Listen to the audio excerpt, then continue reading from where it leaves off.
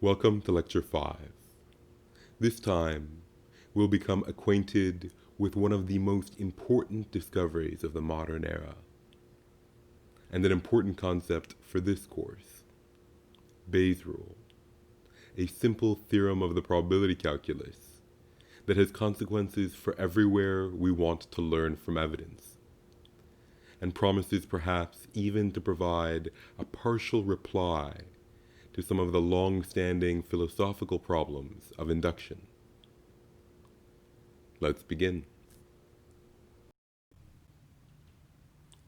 By the end of this lecture, you should be able to 1. State Bayes' rule, both verbally and mathematically, and describe how it teaches us to change our credences in a hypothesis given evidence. And 2. Apply Bayes' rule to some simple cases. But what is Bayes' rule? On one hand, it can be correctly identified as a theorem of the probability calculus. That is, an implication of the probability axioms with which we've become acquainted. On the other hand, it can be thought of as a prescription for how to change our beliefs in light of evidence.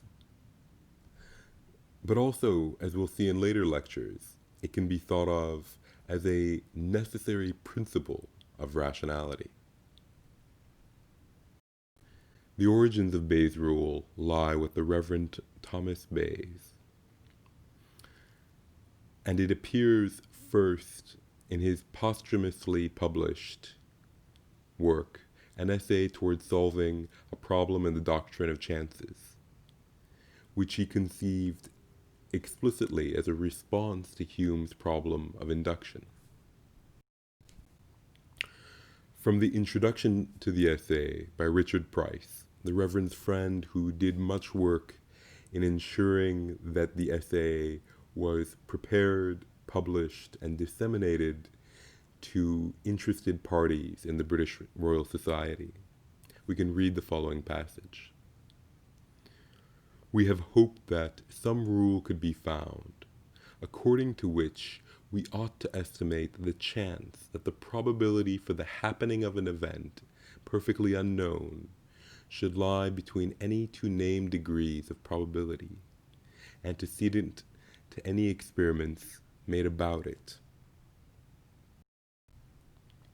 Every judicious person will be sensible that the problem now mentioned is by no means merely a curious speculation in the doctrine of chances, but necessary to be solved in order to ensure a foundation for all reasoning concerning past facts and what is likely to be hereafter. What we hear is Thomas Bayes articulating the problem of how to go from what is known and project into what is unknown by some rational rule.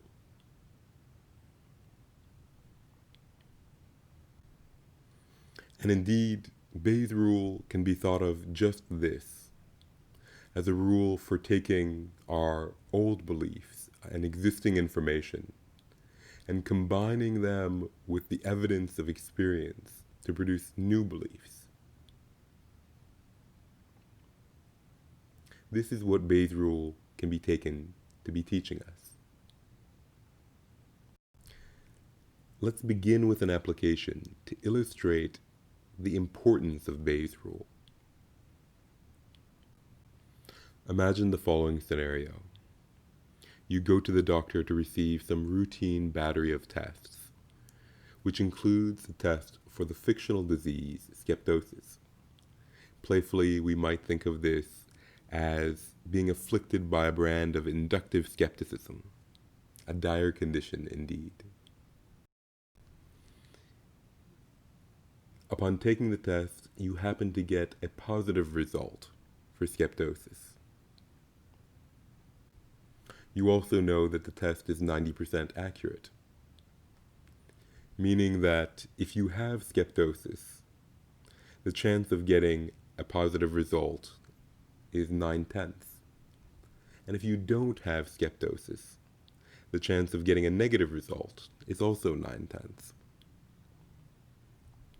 Additionally, skeptosis is a fairly common disease. Roughly 1 in 10 people have skeptosis.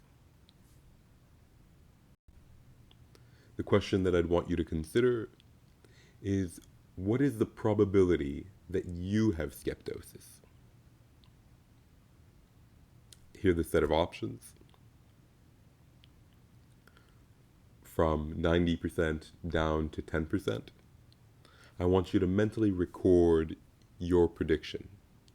If you like, take a moment and pause the video lecture and think about it.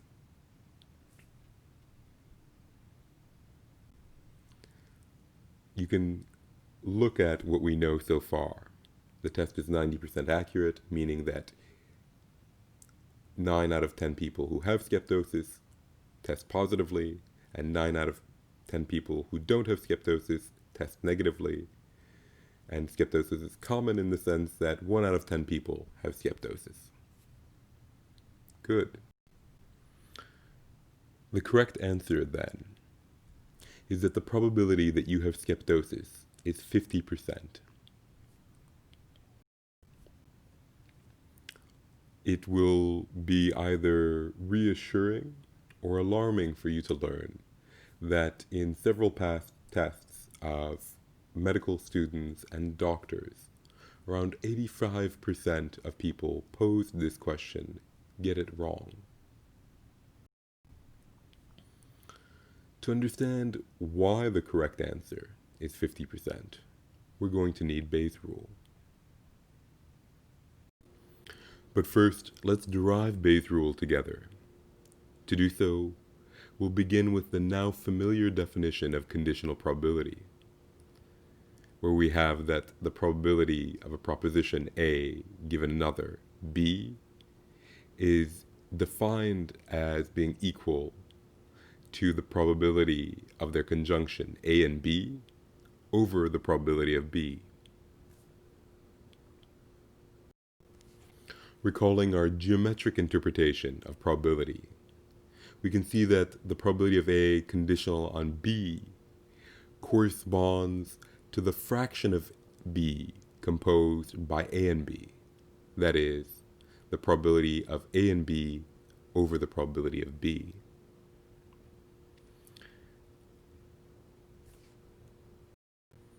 Now, we perform a simple algebraic operation on this equality. Namely, we multiply both sides by B to get the following. Now we have the probability of the conjunction of A and B defined in terms of the probability of A given B and the probability of B.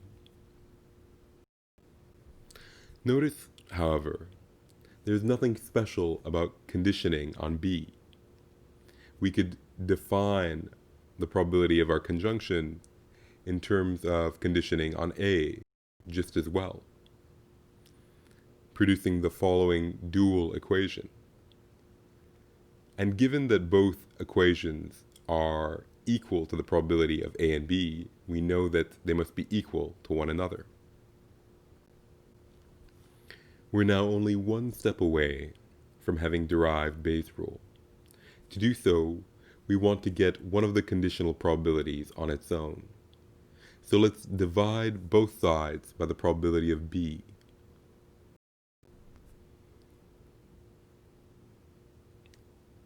And we have arrived.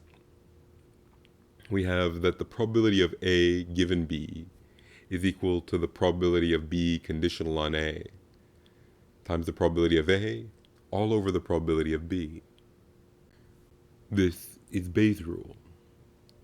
We can admire it for a moment, that such a simple theorem of the probability calculus, arrived at by mere application of the definition of conditional probability and a few steps of algebra, can yield such deep insights. But we will move on and apply Bayes' rule to solving the puzzle of why a 90% accurate test produces only a 50% chance of our having the disease skeptosis.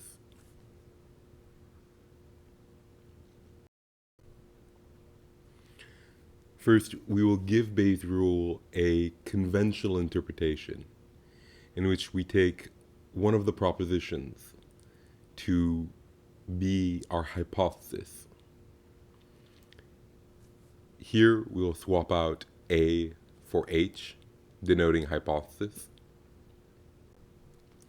and B for E, denoting evidence. Under this interpretation, we see that what we get from Bayes' rule is the probability of our hypothesis, the thing that we want to predict, given some evidence.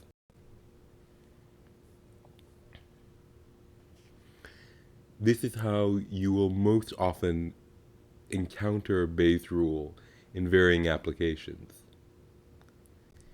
In our context, our hypothesis is having skeptosis.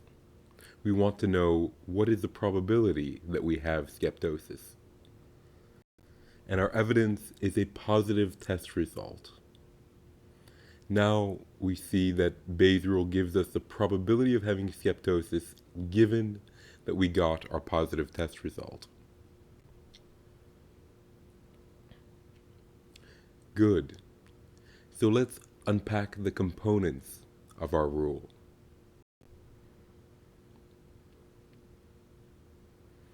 When we look at its expression, we see that we have three things. We begin with the probability of skeptosis. Our prior or base rate for having skeptosis comes most naturally from its frequency in the population. We can think of this as the probability before we observe evidence of having skeptosis, which, given that we are a person and we have no particular reason to suspect that we have skeptosis before taking the test, will just be the frequency with which people have skeptosis, 1 out of 10. Notice that if we had come in for the test because we were showing signs of skeptosis, or if we had other evidence of it, we would not be using the population base rate, the prevalence of skeptosis, but we would have further evidence in the form of our symptoms to add to the formula. But for now, given that the problem said that we came in for a routine test, our prior probability, our probability before observing the evidence of the test, is the population base rate for skeptosis, 1/10. In such problems, it's often helpful to think in terms of counts or numbers instead of fractions or percentages. This has been shown to improve our reasoning for these types of problems. So, I will invite you to imagine our population as being composed of merely 100 people. And from this, we get that with a prevalence of 1/10, right, that 1 out of 10 people have skeptosis, out of the 100, 10 will have skeptosis. This again is our base rate. The next term is the probability of a positive result given that we have skeptosis. This was the accuracy of the test. But for us, more generally, when we think about Bayes' rule, we call this the likelihood. In particular, the likelihood of the evidence given the hypothesis. Here, the likelihood of a positive test given that we have skeptosis. Returning to our population of 100 people, 10 of which have skeptosis, our likelihood of a positive test given that we have skeptosis being 90% means that 9 out of 10 of the people with skeptosis will indeed test positive.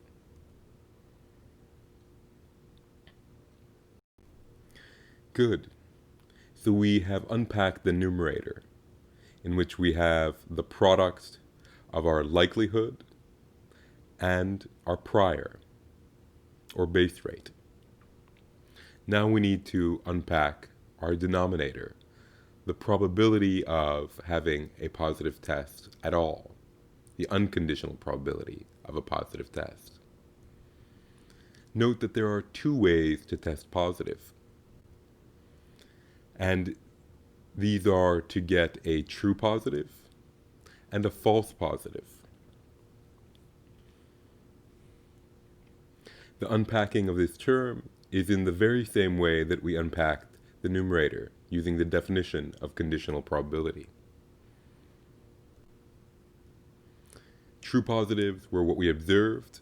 Of the 10 people out of the 100, the 9 who got a positive test are our true positives. But now we need our false positives.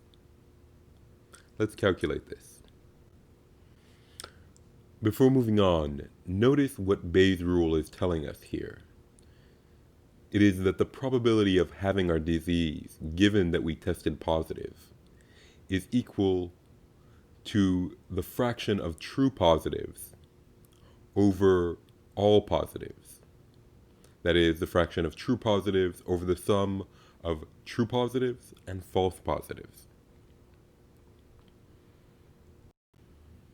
To calculate our false positive rate, we again return to our population of 100 individuals, and note that 90 of the 100 individuals do not have skeptosis. Since the accuracy of our test is 90%, we know that 9 out of 10 people who do not have skeptosis do not test positive. In epidemiology, this is known as the specificity of the test. From this, we can get our false positive rate, which will simply be 1 minus the specificity or accuracy of the test. So 1 minus 9 out of 10, yielding a 1 out of 10 or 10% false positive rate.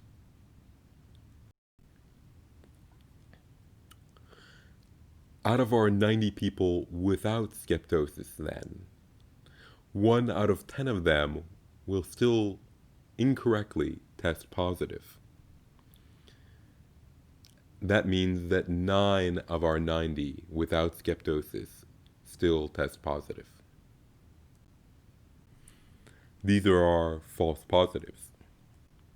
We have now in blue our true positives, and in red our false positives. This was the very quantity that we were looking for.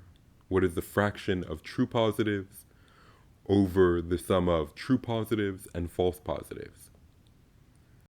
Which for us, as we saw, were 9 individuals. The 9 out of 10 with skeptosis who tested positive are true positives, and our false positives, the 9 out of 90 who tested positive when they did not have skeptosis. Things should be getting clear now. We can also do the same calculation numerically. In the numerator, we have the 9 out of 10 of 1/10 of the population who got a true positive. And then the denominator, we have the same quantity for the true positives added to the quantity for our false positives, the 1 out of 10 of the 9/10 who received a positive result when they did not have skeptosis.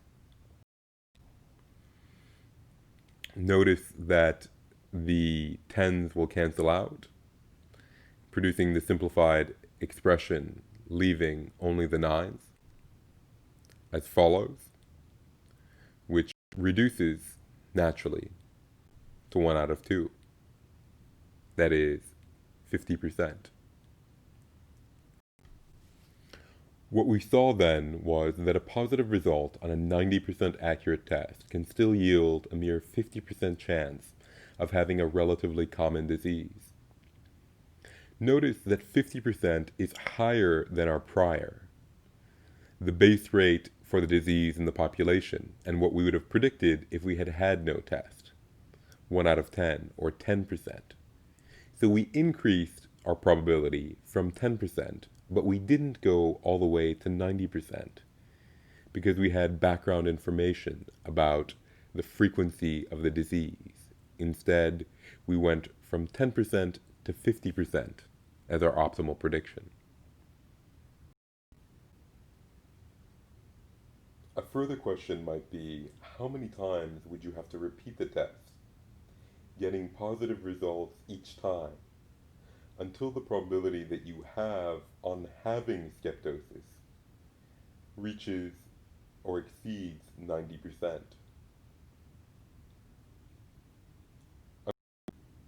One property of Bayes' rule is that you can continue to apply it. That is, after having combined our prior beliefs with evidence to arrive at our posterior belief, perhaps having learned the positive test and arrived at a 50% chance of having skeptosis, we would now use the posterior belief of 50% as the prior for a new application of Bayes' rule upon receiving the evidence of our second test result. Then we would update the 50% to whatever would be the outcome from that test using Bayes' rule. And this process of learning can continue indefinitely as we acquire more and more evidence, each time combining it with our current beliefs to produce our new posterior belief. Two of the morals I would want you to take away from this are that, first, the base rates of events matter, and that neglecting them can lead to dubious or even catastrophic inferences. And second, that Bayes' rule teaches us how to combine what we already know with evidence to arrive at a new optimal belief. In particular, Bayes' rule teaches us precisely how to combine prior beliefs with evidence to determine optimal posterior beliefs. Recall that our prior beliefs are given by the probability of the hypothesis before having observed the evidence. The contribution of our evidence is the probability of that evidence given the hypothesis. And our posterior belief is the probability of the hypothesis conditional on the evidence. As a digression, I would mention that Bayesian inference, the approach to learning that employs Bayes' rule as the method for learning, has a storied and embattled history. In particular, it has been in conflict with what is known as the classical or frequentist approach to inference. That approach is one that you are familiar with if you've taken an introductory statistics course and been exposed to p-values, confidence intervals, and maximum likelihood estimates of parameters. In that context, the classical one, we often think of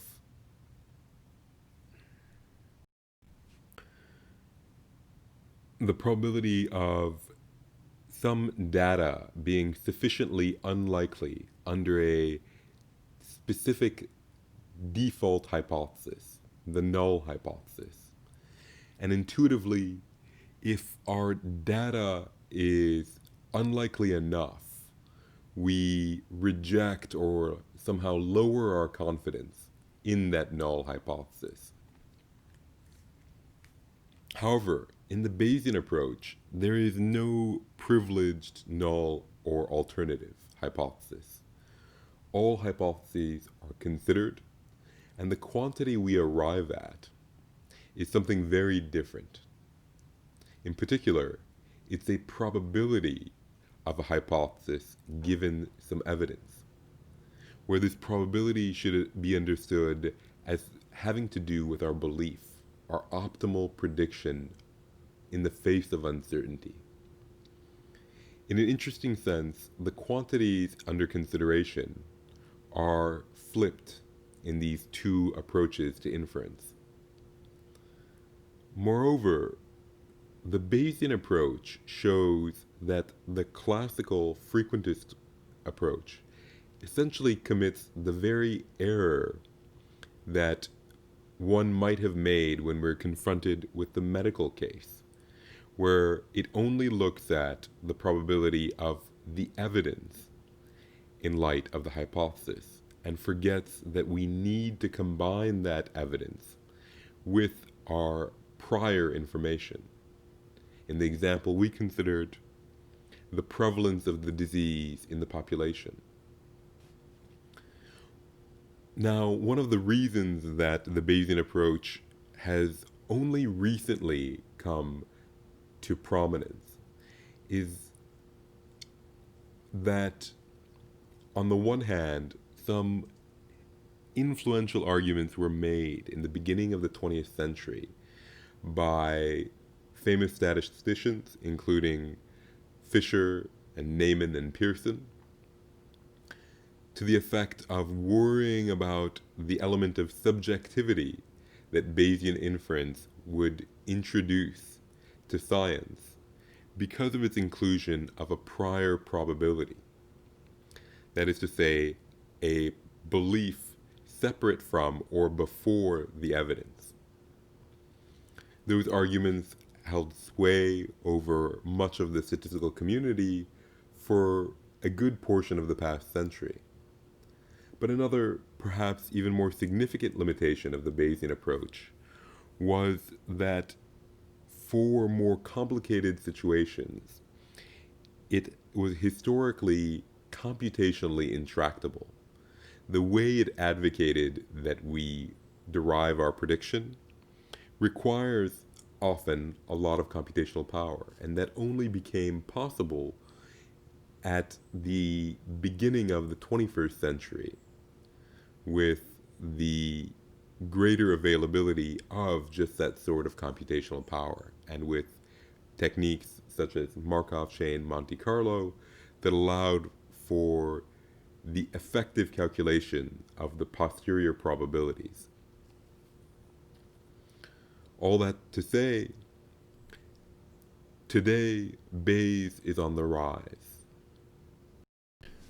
In fact, Bayes' rule is progressively becoming a fundamental tool in learning across a range of domains, from cryptography, in which some of its earliest and famous applications include Alan Turing using Bayes' rule to crack the German Enigma code in World War II, to genomics, where we use it to scry the structure of the human genome, to finance, where hedge funds use it to discern optimal betting behavior, to artificial intelligence research, where Bayes' rule is taken to provide a sort of optimal upper bound for how a sophisticated agent, at their best, could reason under uncertainty.